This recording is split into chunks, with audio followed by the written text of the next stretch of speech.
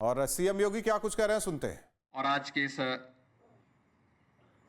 9 वर्ष नवनिर्माण के कार्यक्रम में गोरखपुर महानगर से जुड़े हुए इस कार्यक्रम में उपस्थित गोरखपुर महानगर के सभी पदाधिकारी,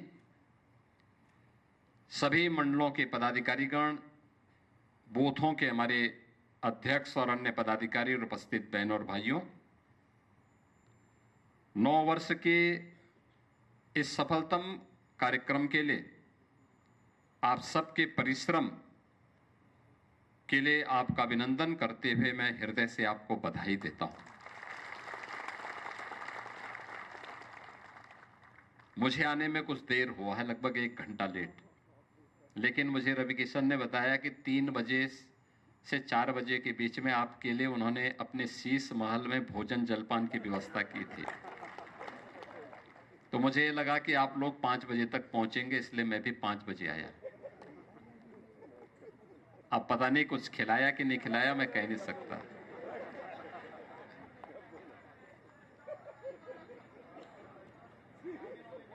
लेकिन उन्होंने मुझे बताया था, अब हो सकता है आप लोग पहुंचे नहीं होंगे।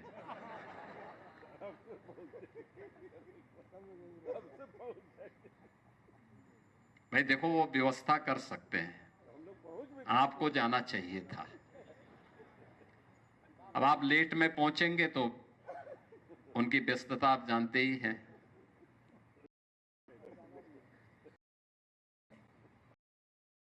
सभी कार्यकर्ताओं ने, आज से नहीं, मैं आज से नहीं देख रहा हूं, 1996 और 1998 से जब हम लोगों ने गोरखपुर में माफियाज के खिलाफ, मच्छर के खिलाफ, इंसेफ्लाइटिस के खिलाफ, यहां की दुर्व्यवस्था के खिलाफ आवाज बुलंद की और गोरखपुर का वह मॉडल प्रदेश का मॉडल बना जो आज हम सब प्रदेश के अंदर लेकर के चल रहे हैं। याद करिए, माफिया और मच्छर के खिलाफ हमारी लड़ाई गोरखपुर से प्रारंभ हुई थी। आज उसकी सुखद अनुभूति पूरा प्रदेश कर रहा है। हमारे SC/ST कमीशन के उपाध्यक्ष बेचन राम जी भी हैं। बेचन राम जी, अब इधर आइए भाई।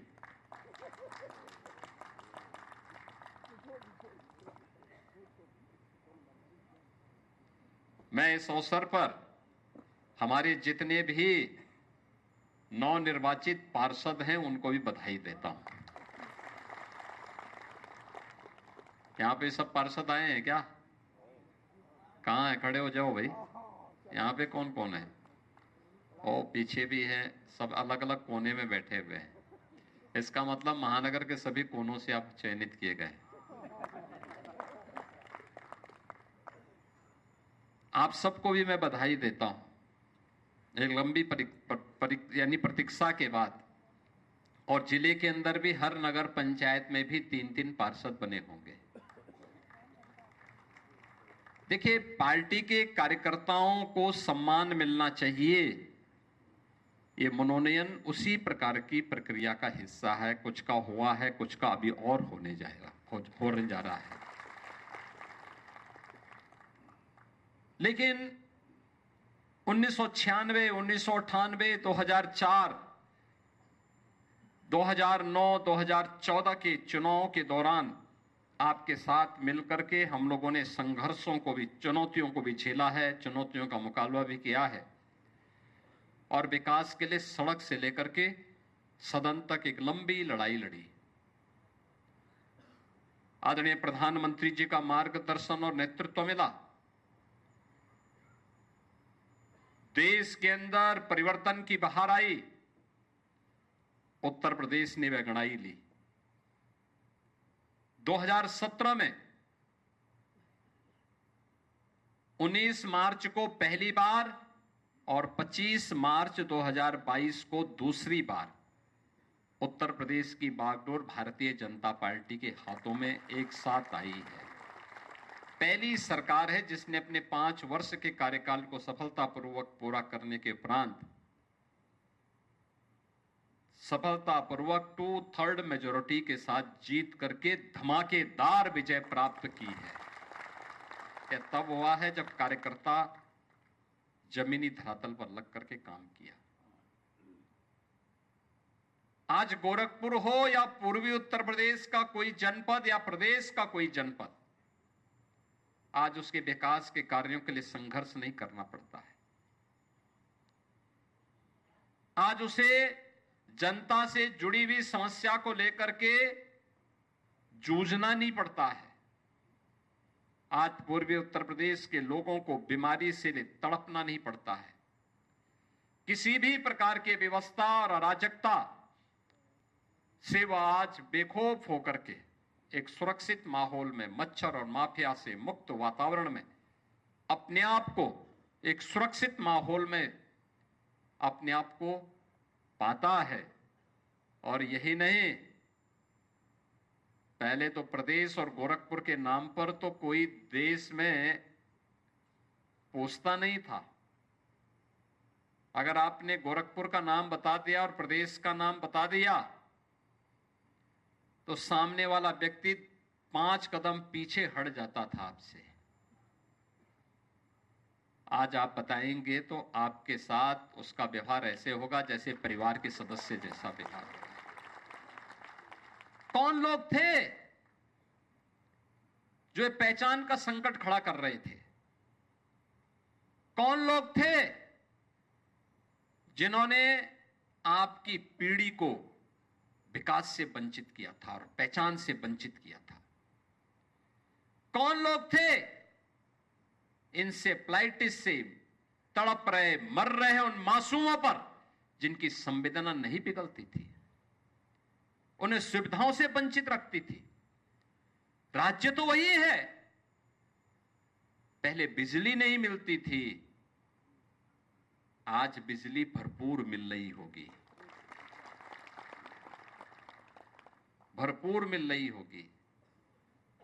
पहले हमें कार्यक्रम करने के लिए डीएम के कार्यालय की परमिशन लेनी पड़ती थी और आज इस शानदार एसी ऑडिटोरियम में हम सब अपने कार्यक्रम के साथ जुड़े हुए हैं। आपको भी परवाह नहीं कि शीश महल में भोजन मिले ना मिले, लेकिन कम से कम सभागार में तो आराम से बैठे हैं।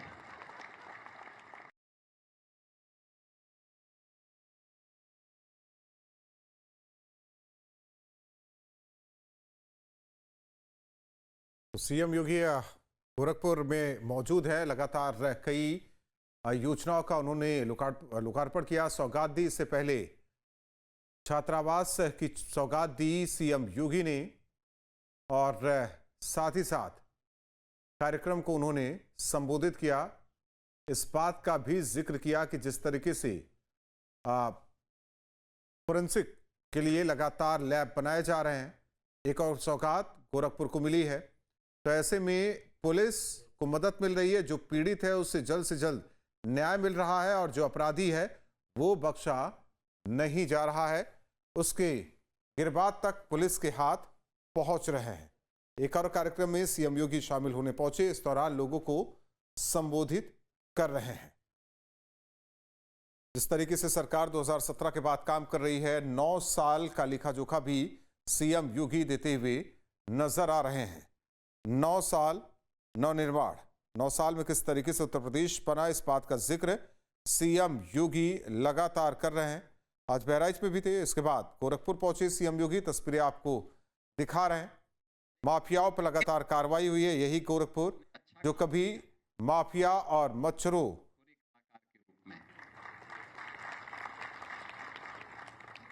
भोजपुरी संस्कृति को वैश्विक मान्यता दिलाने में योगदान दिया है। और कला का सम्मान होना चाहिए। हर व्यक्ति में कुछ ना कुछ प्रतिभा होती है। जैसे सोने के दाम कैसे होते हैं, पुष्पदंत जैन जी ही बता पाएंगे।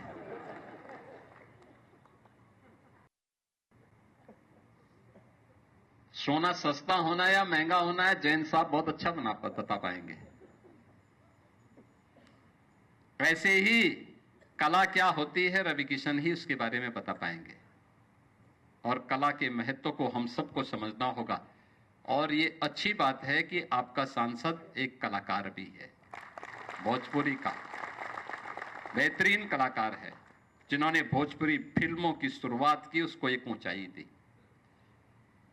और आज उसकी पहुंच हो रही थी। मैं एक दिन देख रहा था कि हिंदी फिल्मों के एक बहुत बड़े जो हीरो हैं, गोविंदा भी अब भोजपुरी फिल्मों में काम करेंगे। मैं देख रहा था एक दिन। लेकिन ये अच्छी बात है। लेकिन विकास के लिए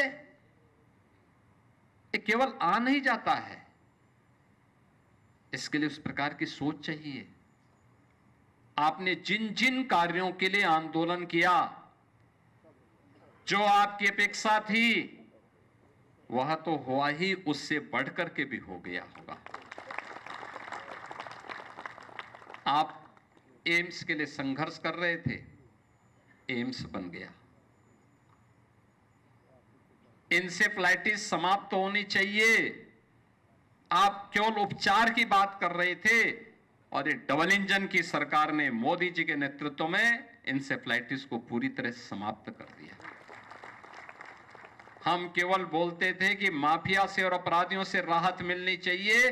उत्तर प्रदेश माफिया मुक्त हो गया, दंगा मुक्त हो गया। पर्व और त्योहार अब उपद्रव के साये में नहीं, उत्साहपूर्वक मनाए जा रहे हैं।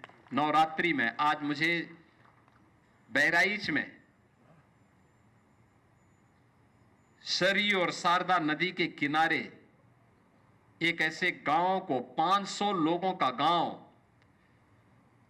एक तरफ मगरमच्छ नदी में और दूसरी तरफ तेंदुआ, हाथी, अजगर जंगल में, और उनके बीच में 500 लोगों की एक बस्ती। एक भी पक्का घर नहीं, खाना बदोश जैसी जिंदगी। जंगल के बीच में दूर दूर तक 25-30 किलोमीटर तक कोई सड़क नहीं, कोई बिजली नहीं, कोई पानी की व्यवस्था नहीं। नदी का पानी हर सीजन में पीसते थे। आज उन 500 लोगों के लिए हम लोगों ने जगह भी दी है, मकान का पैसा भी दिया, उनको नई जमीन खरीदने के लिए भी पैसा उपलब्ध करवाया है। मैं वहां सुबह वहां गया, फिर मुझे जगत जननी मां भगवती पाटेश्वरी देवी पाटन मंदिर में दर्शन करने का सौभाग्य प्राप्त हुआ। लाखों की भीड़ आई हुई है, लाखों की भीड़। क्या रेला चल रहा था, कोई भय नहीं। महिला, पुरुष, बच्चे, बेटियां, बुजुर्ग, सारे लोग मंदिर में दर्शन करने के लिए। क्या यह 17 के पहले संभव था? क्या 17 के पहले पर्व और त्योहार इसी शांतिपूर्ण तरीके से संपन्न हो सकते थे? नहीं। क्या बीमारी से हमें यही निश्चिंतता रहती थी? नहीं। क्या विकास और बिजली इसी प्रकार से मिल पाती थी? कुछ भी नहीं था। क्या गरीब कल्याणकारी योजनाओं का लाभ बिना भेदभाव के हर व्यक्ति को बिना भेदभाव के ऐसे मिल पाता था? चाहे मकान की सुविधा हो, शौचालय की सुविधा हो, आयुष्मान कार्ड हो, प्रधानमंत्री किसान सम्मान निधि का लाभ हो, उज्ज्वला योजना के कनेक्शन हो, बिजली की व्यवस्था हो, सड़कों के कार्य हो, ये सब नहीं थे।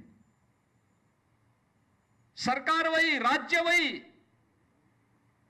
तंत्र वही, केवल चेहरे बदले हैं, पार्टियां बदली हैं। जो काम पहले कांग्रेस, सपा और बसपा लूट करके करती थी, उस लूट को बंद करके उसे राज्य के अंदर, विकास के अंदर और गरीबों के कल्याण के लिए बिना भेदभाव के भारतीय जनता पार्टी की डबल इंजन सरकार ने लगा दिया। और जो गोरखपुर में आप देख रहे हैं, यही हर जनपद में है। कोई सोचता था एग्रीकल्चर यूनिवर्सिटी बनेगी, आज कुशीनगर में एग्रीकल्चर यूनिवर्सिटी बन रही है। कोई सोचता था मेडिकल कॉलेज, हमें सोचते थे कि पता नहीं बीआरडी मेडिकल कॉलेज कब बंद हो जाए और इसको भी उठा करके लोग सेफई लेकर के चले जाएंगे। लेकिन आज बिहाड़ी मेडिकल कॉलेज तो जो डॉक्टर धर्मेंद्र सिंह जी कह रहे थे, सुपर स्पेशलिटी का एक बड़ा केंद्र बनाई है, एम्स भी बना है। महाराजगंज में भी मेडिकल कॉलेज, कुशीनगर में मेडिकल कॉलेज, देवरिया में मेडिकल कॉलेज, बस्ती में मेडिकल कॉलेज, सिद्धार्थनगर में मेडिकल कॉलेज, बलरामपुर में मेडिकल कॉलेज, बहराइच में मेडिकल कॉलेज, गोंडा में मेडिकल कॉलेज, हर जनपद में मेडिकल कॉलेज आ गया। गोरखपुर में आयुष विश्वविद्यालय बन गया, लखनऊ में अटल आवासीय विद्यालय बन गया, महाराज सोहेल देव के नाम पर आजमगढ़ में विश्वविद्यालय बन गया। ये निरंतर चलने वाली प्रक्रिया का हिस्सा, और सरकार ने डबल इंजन सरकार का जब उसमें स्पीड मिली तो उस स्पीड ने उसको परिवर्तित करके आम नागरिक के जीवन में परिवर्तन लाने का काम किया है। बहनों और भाइयों, इसीलिए जो ये स्पीड बनी हुई है, यही स्पीड बीमारू राज्य से प्रदेश को भारत की अर्थव्यवस्था का एक ग्रोथ इंजन बना दिया है। आज देश के अंदर कुछ भी होता है उसमें यूपी की गिनती होती है, अच्छे कार्यों में यूपी की गिनती होती है। देश के अंदर अगर यूपी का कोई भी नौजवान चला जाता है, उसके सामने पहचान का संकट नहीं है, उस सम्मान की निगाहों से देखा जाता है, क्योंकि लोगों को मालूम है ये भारत की विरासत की भूमि है। जिस अयोध्या में पहले जाने पर पुलिस की लाठियां मिलती थी, पुलिस की गोलियां मिलती थी, सरकार की प्रताड़ना मिलती थी, दुर्व्यवस्था मिलती थी, आज वह अयोध्या दुनिया की सुंदरतम नगरियों में से एक नगरी बन गई है। अयोध्या में भगवान श्री राम का भव्य मंदिर का निर्माण हो गया। कितना भव्य मंदिर अयोध्या में हो गया, जो कोई आता अभिभूत होकर के जाता है। अभी महामहिम राष्ट्रपति जी आई थी, मैं देख रहा था उस समय के कार्यकर्ता, जिन लोगों ने उस संघर्ष में कुछ योगदान किया था, वे कार्यकर्ता वहां गए थे, उनकी आंखों में आंसू थे। देख करके मैंने पूछा उन लोगों से, भाई क्या है, क्यों आपकी आंखों में आंसू? उन्होंने कहा, देखिए आंसू खुशी के आंसू हैं, हमें अपनी तपस्या को सार्थक होते हुए देख करके आंसू हमारी आंखों में हैं कि हमने इसी मंदिर के लिए तो प्रभु के प्रति अपने कर्तव्यों का निर्वहन किया है। और आज ये भव्य मंदिर हम देखते हैं तो प्रभु के प्रति कृतज्ञता ज्ञापित करते हैं, और मोदी जी के प्रति और आपके प्रति भी धन्यवाद ज्ञापित कर रहे हैं कि आप लोगों ने अवसर हमें दिया कि हमारी पीढ़ी को सौभाग्यशाली बना दिया है। कई पीढ़ियां आई, देखती रह गई, नहीं हो पाया, राम मंदिर आज बन गया है। आज आप काशी में, काशी विश्वनाथ धाम में जाइए, कितना भव्य धाम बन गया है। मां विंध्यवासिनी धाम में जाएंगे, कितना भव्य बन गया है। किसी भी मंदिर में जाइए, आपको कुछ परिवर्तन देखने को मिल रहा होगा। लगभग 1500 प्रदेश भर के 1500 मंदिरों में जाकर के हम लोगों ने कुछ न कुछ धनराशि देकर के उसके सुंदरीकरण के कार्यक्रम को अब तक संपन्न किया है। हर एक जगह कुछ न कुछ करने का प्रयास किया है। पहले ये नहीं होता था, पहले मंदिरों को सुविधा नहीं मिलती थी, ये पैसा कब्रिस्तान के लिए जाता था। समाजवादी पार्टी के एक नेता यही बोल रहे थे, उन्होंने कहा साहब आपने कब्रिस्तान का पैसा डाइवर्ट, हमने डाइवर्ट नहीं किया, पैसा सरकार का पैसा था, जनता का पैसा था। आपको कब्रिस्तान प्यारा था तो आपने वहां पैसा दिया, हमें मंदिर प्यारे हैं, हम मंदिर के लिए पैसा दे रहे हैं।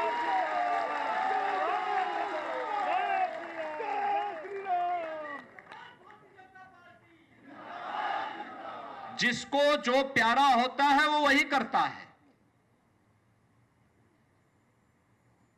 लेकिन याद करना, जब इस सुखद अनुभूति आती है, हमने हर जगह आपके प्रत्येक मंडल में, वार्ड में, बूथ में ये 3 प्रकार की पुस्तकें गई होंगी। मैं सभी बूथ अध्यक्षों से कहूंगा, सभी वार्ड अध्यक्षों से कहूंगा, बूथ पे बूथ की टीम कम से कम इस कार्ड को पढ़े और अपने बूथ के 10 लोगों को ये पुस्तक जरूर दें। 50 लोगों को ये पुस्तक जरूर दें, ये फोल्डर जरूर उपलब्ध करवाएं, अलग अलग व्यक्ति को, और पढ़ें भी कार्यकर्ताओं के बीच में। वार्ड स्तर पर भी इन विकास कार्यों पे चर्चा होनी चाहिए। अगर हम विकास के मुद्दे पर चर्चा नहीं करेंगे, उपलब्धियों पे चर्चा नहीं करेंगे, तो जनता उसको भूलेगी। और याद करना, हमने जो चुनौतियां देखी हैं, प्रदेश के सामने पहचान का जो संकट खड़ा हुआ था, ये माफिया और मच्छर के पीछे कुछ था तो ये जातिवाद की राजनीति थी, परिवारवाद की राजनीति थी, जो एक होनहार कार्यकर्ता को आगे बढ़ने से रोकती थी। एक ही परिवार के सब लोग भर जाते थे, एक ही उससे जुड़े हुए सारे लोग भरते थे, फिर खजाने में लूटपाट करते थे। एक गरीब टकटकी निगाहों से देखता रहता था, उसको कुछ नहीं मिलता था। विकास से हर जनता प्रताड़ित होती थी, लेकिन जाति के नाम पर बढ़ते थे, दंगाइयों से कटते थे, और प्रदेश में उत्सव का उत्साह समाप्त होता था, क्योंकि उपद्रवी हावी हो जाते थे। अब उपद्रव नहीं है, उत्सव है, उत्साह का माहौल है। जो विकास हो रहा है, इस विकास की प्रक्रिया के साथ हम सबको जुड़ना है। जिन लोगों ने प्रदेश को तबाह किया था, प्रदेश को दंगों की आग में झोंका था, प्रदेश को पहचान के मोहताज की ओर धकेलने का काम किया था, उनके पाप से उन्हें मुक्ति ना मिले, इसके लिए कोई भी ऐसा कार्य नहीं होना चाहिए जो उनको मुद्दा बनाने का अवसर मिल सके। मोहरा नहीं बनना है विरोधियों का। जो लोग विरोधियों का मोहरा बनना चाहते हैं, उनको बनने दीजिए। आप सब सावधान होकर के इस बारे में ध्यान रखना। विरासत और विकास की जिस प्रक्रिया को प्रधानमंत्री मोदी जी ने आगे बढ़ाया है, हर बूथ पे, हर वार्ड में, हर मंडल में, हर जनपद में और हर क्षेत्र में, पूरे प्रदेश में उस माहौल को, उस मोमेंटम को बनाए लेकर के हमें आगे बढ़ाना है। डबल स्पीड से जब हम चलेंगे ना, तो साइकिल का पंचर तो हमेशा पंचर ही रहेगा, वो हमेशा के लिए धराशायी हो जाएगी। ये तो बुलेट ट्रेन की स्पीड से चलती है ये डबल इंजन की सरकार। तो साइकिल कहां मुकाबला कर पाएगी? वो पंचर साइकिल कहां मुकाबला कर पाएगी? इसलिए ये जातिवाद की राजनीति से, किसी भी प्रकार की अराजकता की राजनीति से, विभाजनकारी राजनीति से, नकारात्मक राजनीति से सावधान और सतर्क रहते हुए हमें विकास की इस प्रक्रिया के साथ हर बूथ पर कार्यक्रम होने चाहिए। और मैं चाहूंगा कार्यकर्ता महानगर के अंदर, राजेश जी महानगर के अंदर अपनी महानगर की टीम के साथ एक पोर्टल विकसित करिए। हर कार्यकर्ता अपने उसको अपलोड करे, हर बूथ के अंदर, हर बूथ का कार्यकर्ता कहां बैठक हो रही है, हर किस वार्ड में बैठक हो रही है, उस वार्ड के लोग, जिन वार्डों में पार्षद नहीं है वहां पे जो 10 पार्षद आए हैं, इनको एक एक की जिम्मेदारी दे दीजिए। अन्य कार्यकर्ताओं को भी जो मनोनयन की प्रक्रिया होगी, उनको एक वार्ड सौंप दीजिए। उन वार्डों में जाकर के वहां के कार्यकर्ताओं के साथ संवाद बनाएं, पूर्व पार्षद के साथ, हमारा जो प्रत्याशी था उसके साथ संवाद बना करके, और मजबूती के साथ, बिना किसी भय के, बिना किसी संकोच के, बिना किसी दबाव के, हमें विरासत और विकास की इस प्रक्रिया को मजबूती के साथ आगे बढ़ाना है। आपको मैं इस बात के लिए आश्वस्त करता हूं, हम लोगों ने आपके बीच साथ मिलकर के संघर्ष किया है। गोरखपुर की सड़कों पर लोग मुझसे कहते थे, अरे आप साधु हैं, आपको ये नहीं करना चाहिए, आपके पास क्या कमी है? तो मैंने कहा, कुछ पाने के लिए आए हैं क्या हम यहाँ पे? अरे गरीब के लिए लड़ाई लड़ने के लिए आए हैं, एक कमजोर को उसकी आवाज देने के लिए आए हैं, गोरखपुर को उसकी पहचान दिलाने के लिए आए हैं। हम भीख मांगने के लिए नहीं आए हैं। उस समय जो लोग गोरखपुर को वंचित करते थे बिजली से, पानी से, यहां के बीमार बच्चों के लिए उपचार से उन्हें वंचित करते थे। प्रदेश की जनता ने उनको तरसा दिया है।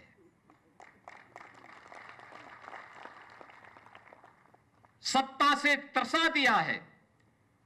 और ये लोग केवल आप ही के साथ अन्याय नहीं करते थे, पूरे प्रदेश के साथ अन्याय करते थे, शोषण करते थे, गुंडागर्दी करते थे, माफियाओं को प्रश्रय देते थे। इन माफियाओं के माध्यम से प्रदेश को नुचवाते थे, बहन बेटियों और व्यापारियों की सुरक्षा पर खतरा मंडराते थे। क्या चिकित्सक हो, क्या व्यापारी हो, इनसे फिरौती वसूला जाता था। आज तो कुछ नहीं हो सकता, क्योंकि मालूम है कोई करेगा तो आगे के हाल क्या होने जा रहे हैं, यह भी वो जानता है। और इसलिए हम सब आपको इस बात के लिए आश्वस्त करते हैं कि प्रक्रिया विरासत और विकास की अनवरत बनी रहनी चाहिए, मजबूती के साथ आगे बढ़ी रहनी चाहिए। आप सभी पदाधिकारी और कार्यकर्ताओं के साथ हम मजबूती के साथ खड़े हैं, पूरी मजबूती के साथ खड़े हैं। आपको अपने अपने बूथ को, अपने अपने वार्ड को, अपने अपने मंडल को, अपनी अपनी इकाई को मजबूती के साथ आगे बढ़ाने की तैयारी करनी चाहिए। पूरी डबल इंजन की सरकार आपके साथ खड़ी होकर के विरासत और विकास के इस अभियान को अनवरत आगे बढ़ाएगी। इस विश्वास के साथ नवनिर्माण के 9 वर्ष के अवसर पर, क्योंकि यह आपका परिश्रम का परिणाम है और आदरणीय प्रधानमंत्री जी का नेतृत्व और मार्गदर्शन, हम जो कुछ भी प्रदेश में कर पाए हैं, जो भी भव्य, दिव्य और नव्य कर पाए हैं, वह इन 9 वर्षों के अंदर वह देश और दुनिया में उत्तर प्रदेश की एक नई छवि को प्रस्तुत करता है। एक नए भारत का नया उत्तर प्रदेश है और नए भारत के इस नए उत्तर प्रदेश में हम सब मिलकर के इस प्रक्रिया का हिस्सा बनेंगे। इस विश्वास के साथ आप सबको मैं इन 9 वर्षों की हृदय से बधाई देते हुए अपनी शुभकामनाएं देता हूं। आपको वासंती नवरात्रि और रामनवमी की भी मंगलमय शुभकामनाएं देते हुए अपनी वाणी को विराम देता हूं। धन्यवाद। जय हिंद।